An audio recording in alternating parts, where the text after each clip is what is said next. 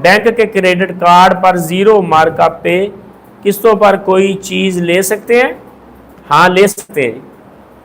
किस्तों पर चीज़ ले सकते हैं। किस्तों पर चीज़ लेना हमारे नज़दीक जायज़ है, यहां तक कि अगर किस्त और नकद कीमत का फ़र्क हो फिर भी जायज़, कि किस्तों पर चीज़ 2 लाख की है, नकद 1.5 लाख की है, फिर भी जायज़।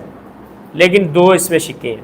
पहली चीज़ कि जब आप डील फाइनल कर रहे हैं उस टाइम बात कंफर्म हो जाए कि 1.5 लाख वाली सूरत पे ले रहा है, 2 वाली पे ले रहा है, 2.5 वाली पे ले रहा है, किस सूरत पे ले रहा है, कन्फ्यूजन ना रहे। और दूसरी सूरत, किस्त लेट होने पे, पैसे लेट होने पे इजाफी चार्जेस ना।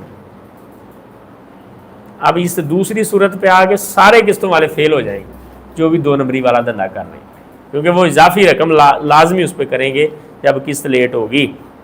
ये 2 चीज़ें ना हो तो किस्तों पर चीज़ ली जा सकती है। वल्लाहु आलम।